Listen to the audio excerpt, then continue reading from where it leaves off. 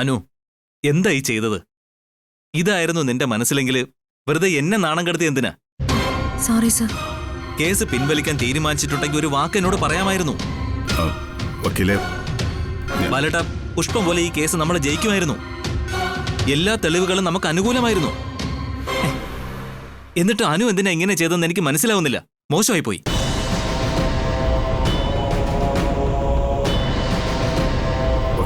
അത് പിന്നെ അനുമോട്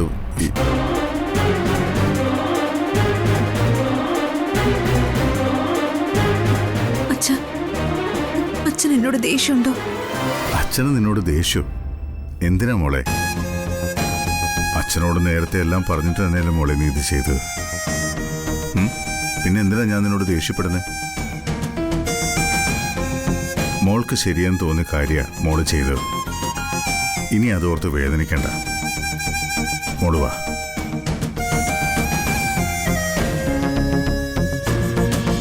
അനു, നീ എന്തായി കാണിച്ചത്? ആരോട് ചോദിച്ചിട്ടാ നീ കേസ് പിൻവലിച്ചെന്ന്? മിനിമം 7 വർഷം അവനകത്ത് കിടക്കേണ്ടതാ. നീ എന്തിനാ അവന് മാപ്പ് കൊടുത്ത് ക്ഷമിക്കാൻ പോയത്? നീ എത്ര വലിയ തെറ്റാ ചെയ്തെന്നറിയോ? കേസ് പിൻവലിക്കാനായിരുന്നു നിന്റെ തീരുമാനമെങ്കിലേ നീ അത് ഞങ്ങളോട് പറയണമായിരുന്നു.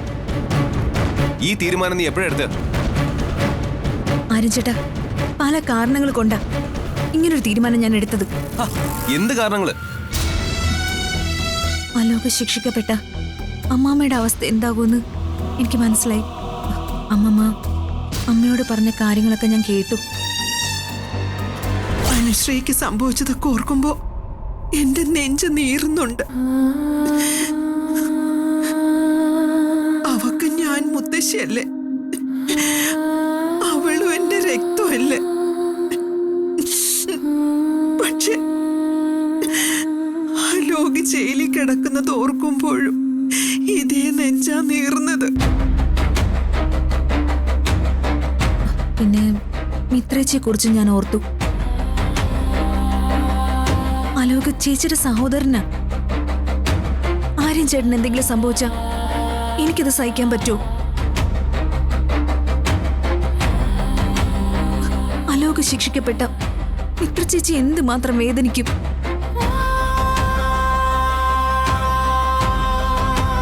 അതുമല്ല, ജയിലിൽ കഴിഞ്ഞ ഈ കുറച്ച് ദിവസങ്ങൾ അലോകിൽ എന്തോ ഒരു മാറ്റം ഉണ്ടാക്കിയിട്ടുണ്ടെന്ന് എനിക്ക് തോന്നി.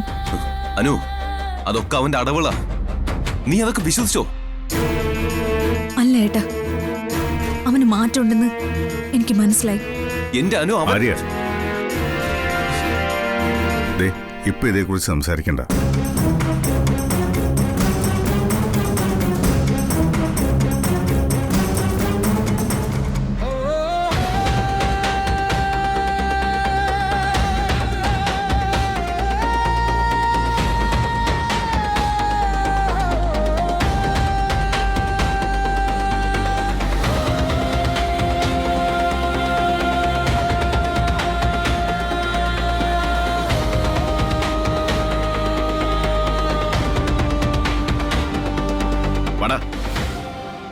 അച്യുതാ, ഇങ്ങനൊരു ട്വിസ്റ്റ് ഞാൻ പ്രതീക്ഷിച്ചതല്ല.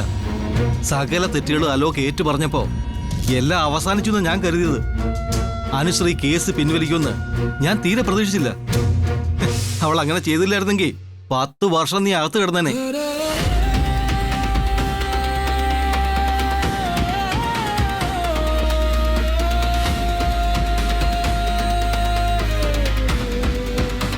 നീ എങ്ങോട്ടാണ് പോകുന്നേ?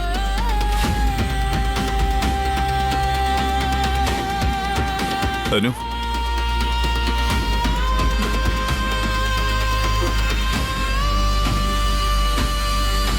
ഇവൻ എന്തിനാ അങ്ങോട്ട് പോകുന്നേ?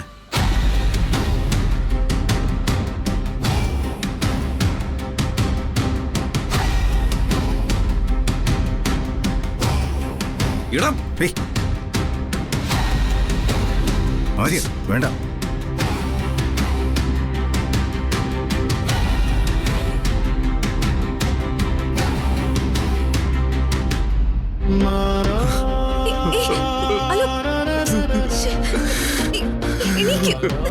എന്താ ഇത്?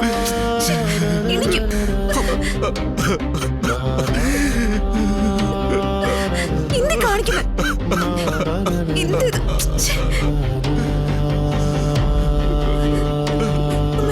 അനു, എല്ലാത്തിനും മാപ്പ്. അനു, നീ എന്നോട് ക്ഷമിക്ക്. ഇവന് ഭ്രാന്തായോ? നീ കേസ് പിൻവലിക്കുമെന്ന് സ്വപ്നത്തിൽ പോലും ഞാൻ വിചാരിച്ചില്ല അനു. എന്റെ തെറ്റുകൾ നീ ക്ഷമിക്കുമെന്നും എനിക്ക് മാപ്പ് വരുമെന്നും ഞാൻ ഒരിക്കലും കരുതിയില്ല. ഞാൻ നിന്നെ ഒരുപാട് വേദനിപ്പിച്ചിട്ടുണ്ട്, അറിഞ്ഞുകൊണ്ട് ദ്രോഹിച്ചിട്ടുണ്ട്. എല്ലാത്തിനും എന്റെ എല്ലാ തെറ്റുകൾക്കും ഞാൻ നിന്നോട് മാപ്പ് ചോദിക്കുക. എന്നോട് ക്ഷമിക്കാനും എന്നോട് ക്ഷമിക്കുക.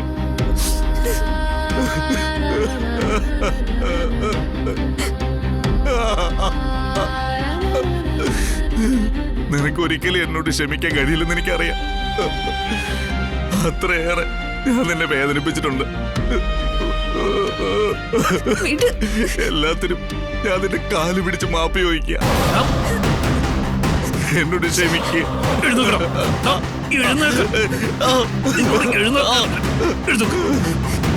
എടാ മാനം കെട്ടവനെ, ഇതിലും ഭേദം നീ ജയിലിൽ കിടക്കുന്നതായിരുന്നു. കാല് പിടിക്കാൻ പോയിരിക്കുന്നു.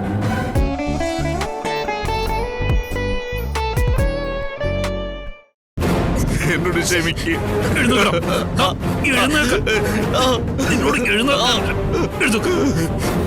എടാ മാനം കെട്ടവനെ, ഇതിലും ഭേദം നീ ജയിലിൽ കിടക്കുന്നതായിരുന്നു. കാല് പിടിക്കാൻ പോയിരിക്കുന്നു.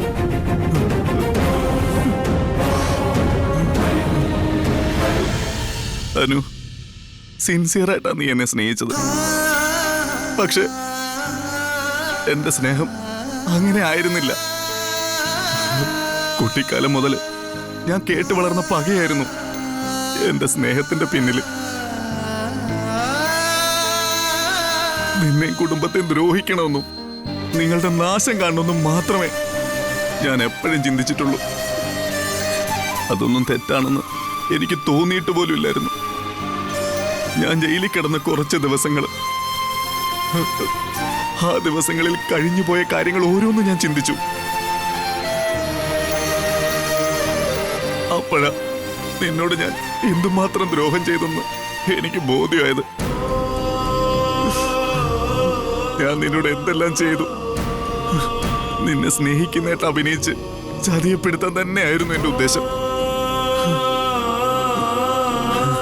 എന്നോട് മാപ്പ് പറഞ്ഞ് എല്ലാം അവസാനിപ്പിച്ച് പോകാനായിട്ട് നീ എന്റെ അടുത്തേക്ക് വരുമ്പോ എനിക്കറിയായിരുന്നു ഞാൻ നിന്നെ വെറുതെ മടക്കി അയക്കില്ലെന്ന്. ആ രാത്രിയില് നിന്റെ ജീവിതം നശിപ്പിച്ചതിന്റെ സന്തോഷത്തിലായിരുന്നു ഞാൻ. ഒന്നും അറിയാതെ മാപ്പ് പറയാൻ വേണ്ടി നീ എന്റെ അടുത്തേക്ക് വന്നു. ഞാൻ നിന്നെ തട്ടിക്കൊണ്ടു പോകുന്നു, നിന്റെ കല്യാണം മുടക്കാൻ വേണ്ടി മാത്രം ആ രാത്രി നിന്നെ പൂട്ടിയിടുവന്നു. പിറ്റേന്ന് എല്ലാവരുടെ മുന്നില് നിന്നെ കൊണ്ടു നിർത്തിയിട്ട് നീ എന്നെ തേടി വന്നതാ. നിനക്കെന്നെ പിരിയാൻ പറ്റുന്നില്ല. കഴിഞ്ഞ രാത്രിയില് നമ്മൾ ഒരുമിച്ചുണ്ടായിരുന്നു. അങ്ങനെ എല്ലാ കഥകൾ ഓരോന്ന് പറയുമ്പോ കല്യാണം മുടങ്ങുമെന്നും നിന്റെ വീട്ടുകാരും നാണം കെടുവെന്നും ഒരു തെറ്റും ചെയ്യാത്ത നീ ഈ സമൂഹത്തിന്റെ മുന്നില് മോശക്കാരിയായ ഒരു പെൺകുട്ടിയായിട്ട് മാറുമെന്നും ആ അപമാനം നിന്നെ നിന്റെ കുടുംബത്തെ മുഴുവൻ നശിപ്പിക്കുമെന്നും ചിന്തിച്ച ക്രൂരല ഞാൻ.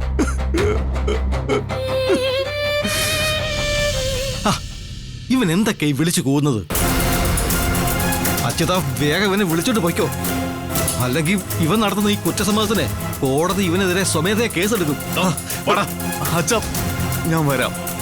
എനിക്ക് പറയാനുള്ളത് ഞാനൊന്ന് പറഞ്ഞോട്ടെ. എന്തു പറയാനടാ? എടാ മണ്ട, നീ പറയുന്നതൊക്കെ നാട്ടുകാർ മൊബൈലിൽ പിടിക്കുന്നുണ്ട്. ഞാൻ ചെയ്തതൊക്കെ എല്ലാരും അറിയട്ടെ. ഇവനും അനു, എന്റെ അച്ഛന്റെയും വല്യച്ഛന്റെയും കയ്യിൽ ധാരാളം പണമുണ്ട്, രാഷ്ട്രീയ സ്വാധീനമുണ്ട്. ഞാൻ എന്ത് തെറ്റ് ചെയ്താലും അവരെന്നെ രക്ഷിക്കുമെന്ന് ഒരു അഹങ്കാരം എനിക്കുണ്ടായിരുന്നു. പക്ഷെ എന്റെ ധാരണ തെറ്റാണെന്ന് ജയിലിൽ വെച്ച് എനിക്ക് മനസ്സിലായി. ജയിലിലെ ഇരുട്ട് മുറിയിൽ കഴിയുമ്പോ ഞാൻ ഒരു കാര്യം ഉറപ്പിച്ചു: ഈ എന്റെ ജീവിതം തീർന്നു.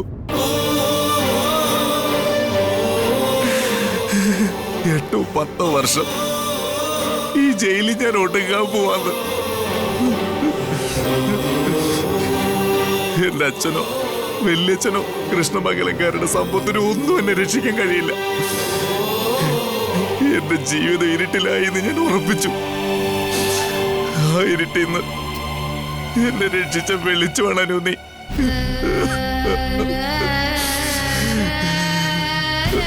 എനിക്ക് മാപ്പ് തരണമെന്ന് നിന്റെ മുമ്പിൽ കെഞ്ചാനല്ലാതെ നിന്നോട് മറ്റെന്താ പറയേണ്ടത് എനിക്കറിയില്ല. എന്നോട് ക്ഷമിക്ക്.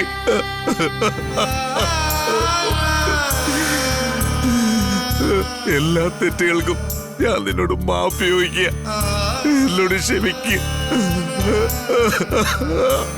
എടാ നാണം കെട്ടവനെ, നീ എന്താടാ ഈ ചെയ്യുന്നേ? ഒരു പെണ്ണിന്റെ മുമ്പിൽ കൈകൂപ്പി കെഞ്ചുന്നു. എടാ മരപ്പഴ, ഇതൊക്കെ നാട്ടുകാർ കാണുന്നു എന്നുള്ള ഓർമ്മ വേണം.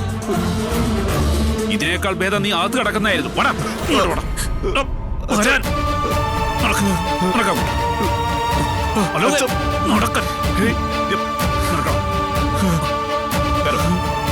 അച്ഛാ,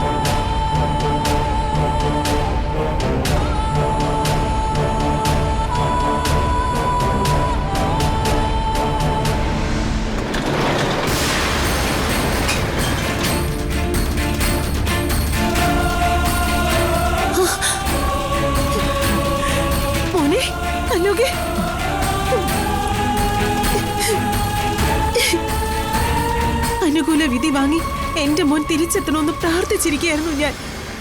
എന്റെ പ്രാർത്ഥന ഈശ്വരൻ കേട്ടു. വാ മോനെ, വാ.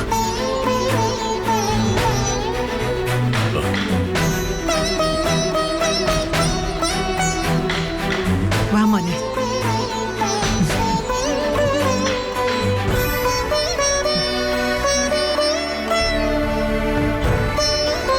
അച്ചേട്ടൻ എന്താ ഒരു ദേഷ്യം പോലെ? ഒന്നുമില്ല. ഇനിയൊരു നല്ല മനുഷ്യനായി നീ ജീവിക്കണം. ഹലോ കേ, വാ നമുക്ക് അകത്ത് പോവാം.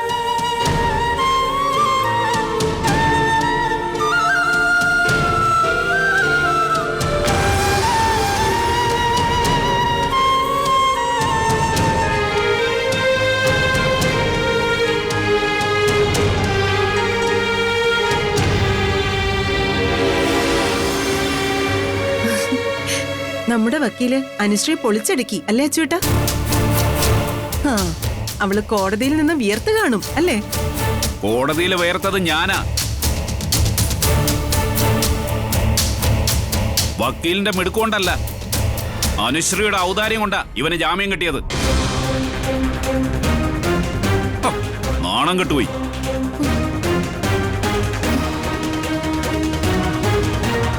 അച്ചൂട്ടൻ എന്താ ഈ പറയുന്നേ? അലോകിനെതിരെ കേസില്ലെന്നും കേസ് പിൻവലിക്കുകയാണെന്നും അവള് കോടതി പറഞ്ഞു. അലോകിന് തെറ്റിതിരുത്താൻ അവസരം കൊടുക്കുകയാണെന്നും ഇവ നന്നാവട്ടെ എന്നൊക്കെ പറഞ്ഞ് കോടതിയിൽ അപേക്ഷിച്ചു. ജഡ്ജി അംഗീകരിച്ചു. അനുശ്രീയുടെ ഔദാര്യത്തെക്കുറിച്ച് ജഡ്ജി പ്രത്യേകം പരാമർശിക്കുകയും ചെയ്തു. നാണിച്ച് തല കുനിഞ്ഞുപോയി. എന്തായാലും അതൊരു നല്ല കാര്യമല്ലേ അച്യുത? വക്കീല് വാദിച്ചു വെറുതെ വിട്ടൂന്ന് പറയുന്നതിനേക്കാളും എനിക്ക് സന്തോഷം തോന്നുന്നത് ഇപ്പോഴാ. അതെ, അങ്ങനെ ഒരു നീക്കം അനുശ്രീയുടെ ഭാഗത്തുനിന്ന് ഉണ്ടായില്ലെങ്കിൽ ചിലപ്പോ എത്ര വലിയ വക്കീല് വാദിച്ചാലും ബുദ്ധിമുട്ടി പോയേനെ. ഇത്രയും ബുദ്ധിമുട്ടിയാലും സാരമില്ലായിരുന്നു. അപമാനം സഹിക്കണ്ടായിരുന്നല്ലോ.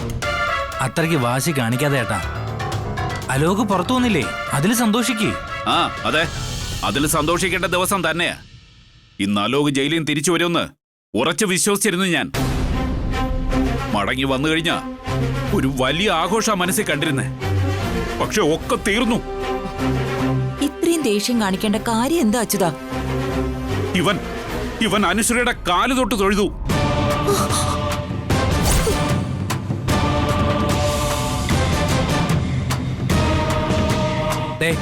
ഏട്ടന് ദേഷ്യം വന്നെന്ന് വെച്ച് ഇങ്ങനൊരു കഥ അവന്റെ തലയിൽ കെട്ടിവെക്കണ്ട. കഥയാണോ കാര്യമാണോ എന്ന് അവനോട് ചോദിച്ചു നോക്ക്.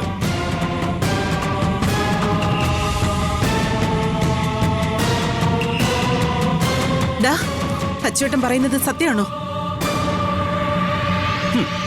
അവൻ തലകുനിച്ച് നിൽക്കുന്ന കണ്ടാ തന്നെ അറിയില്ലേ ഞാൻ പറഞ്ഞ സത്യമാണെന്ന്. ജയിലിൽ നിന്ന് അവനെയും കൊണ്ട് വന്ന് നാളെ എല്ലാരും കൂടി ഒരു യാത്ര പോണമെന്ന് കരുതിയതാ. അവനെ ഒന്ന് സന്തോഷിപ്പിക്കണം. അങ്ങനെയൊക്കെ മനസ്സിൽ വിചാരിച്ച് നിൽക്കുമ്പോഴാ ഇവന്റെ ഒരു കാലുപിടുത്തം.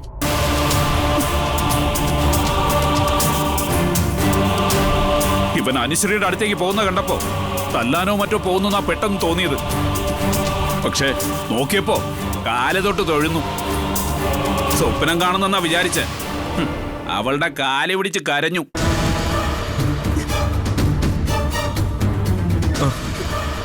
എന്നാടാ നിനക്ക് പറ്റിയത്? മോനെ, നിനക്ക് എന്താ സംഭവിച്ചെന്ന് എടാ തുറന്നു പറയടാ അമ്മയോട്.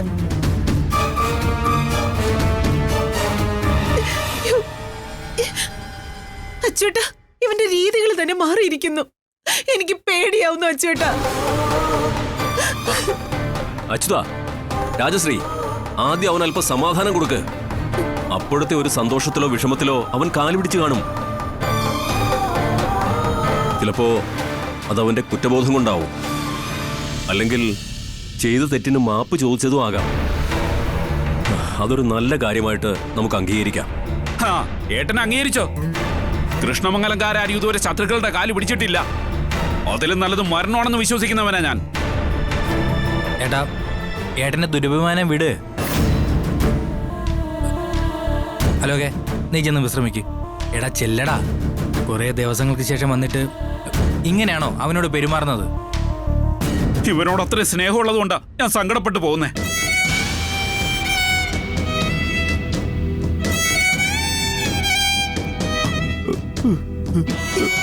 ഓട്ടടാ.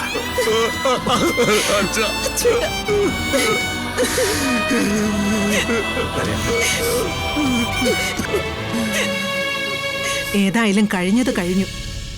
ഒരു കാർമേഘം ഒഴിഞ്ഞു പോയല്ലോ. അലോകര് നല്ല ജീവിതത്തിലേക്ക് കടക്കാൻ പോകുന്നെന്നാ എനിക്ക് തോന്നുന്നേ. അലോകെ, നീ ചെല്ല്.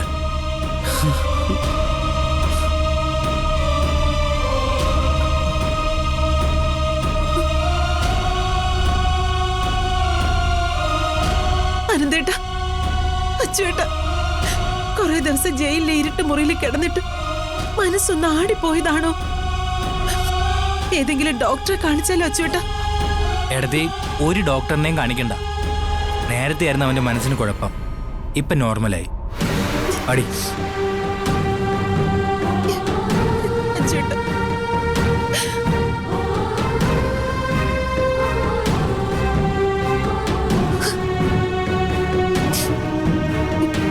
ഈശ്വര, എന്റെ കുഞ്ഞിനെ കാത്തോണേ.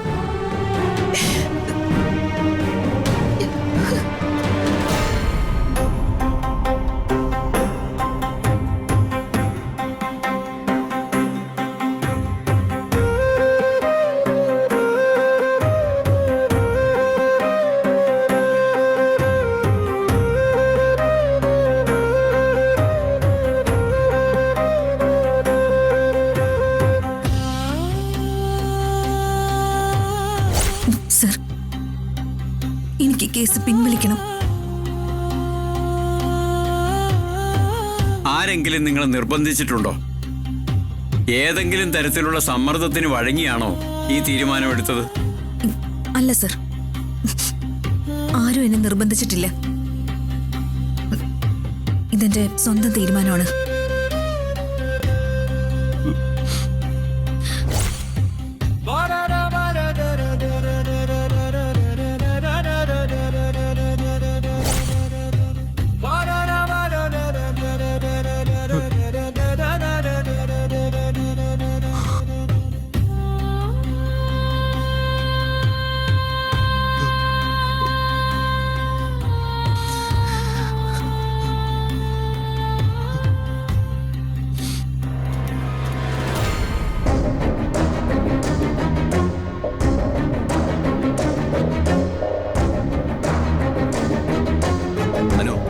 നീ ചെയ്തത് ഇപ്പോഴും എനിക്ക് ഉൾക്കൊള്ളാൻ പറ്റിയിട്ടില്ല. തെറ്റ് ചെയ്തവൻ ശിക്ഷ അനുഭവിക്കണം. നീ എന്ത് കണ്ടിട്ടാ കേസ് പിൻവലിക്കാൻ തീരുമാനിച്ച്?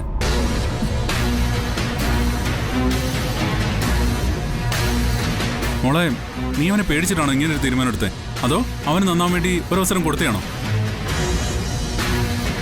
സ്വയം മെച്ചപ്പെടുത്താൻ നീ അവന് നൽകിയ അവസരമാണിതെങ്കിൽ ആ അവസരത്തിന് അവൻ യോഗ്യനാണോന്ന് കൂടി നീ ഒന്ന് ആലോചിക്കണമായിരുന്നു. മോളെ, ഇത്രയും നാളും അവനും അവന്റെ അച്ഛനും കൂടി നമ്മുടെ കുടുംബത്തിനെതിരെ എന്തൊക്കെ ചെയ്തു? എല്ലാത്തിനും ചേർത്ത് തിരിച്ചടി കൊടുക്കാൻ കിട്ടിയ നല്ലൊരു അവസരം നീ ഇപ്പൊ പാഴാക്കിയത്. നീ മാപ്പ് കൊടുത്തോണ്ട് അവൻ നന്നാവെന്ന് കരുതുന്നുണ്ടോ? നോക്കിയോ, പഴയതിനേക്കാളും ശക്തനായിട്ട് അവൻ തിരിച്ചു വരും. പാമ്പിന്റെ ജന്മാവന് ഈ വൈരാഗ്യമെല്ലാം മനസ്സിൽ വെച്ച് അവസരം നോക്കി അവൻ കൊത്തും. നീ നോക്കിക്കോ, ഇനി നിന്റെ ലൈഫ് എങ്ങനെ തകർക്കാം എന്നൊരു ഒറ്റ ചിന്ത ഉണ്ടാവുള്ളൂ അവന്. അതിനു വേണ്ടി എന്തൊക്കെ ചെയ്യാമോ അതൊക്കെ അവൻ ചെയ്യും. മതി, നിർത്ത്. ഇനി ഇതേ കാര്യം തന്നെ പറഞ്ഞുകൊണ്ടിരിക്കേണ്ട ആര്യ. അമ്മേ, ഇതിപ്പോ ഞങ്ങൾ പറയുന്നതാണോ തെറ്റ്? അല്ലടാ, നിങ്ങൾ പറയുന്നത് തെറ്റാണെന്ന് അമ്മ പറഞ്ഞില്ലല്ലോ. പക്ഷെ നിങ്ങൾ ആരും എന്റെ അനുവിന്റെ അവസ്ഥ മനസ്സിലാക്കാതെ സംസാരിക്കുന്നത്.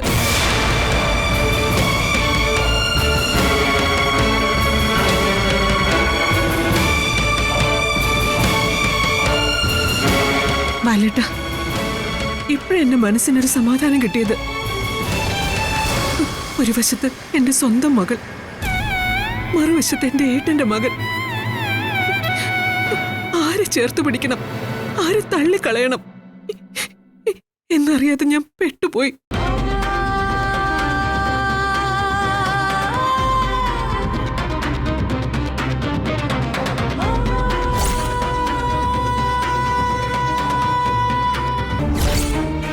അലോകിന്റെ സ്വഭാവത്തിൽ ആകെ ഒരു മാറ്റം വന്നിട്ടുണ്ട്. അന്ന് അവളെ രക്ഷിക്കാൻ അവൻ താലി കെട്ടിയ ഭാര്യയും ഭർത്താവുമായിട്ട് അഭിനയിച്ചു. അത് യഥാർത്ഥത്തിലാക്കിക്കൂടെ?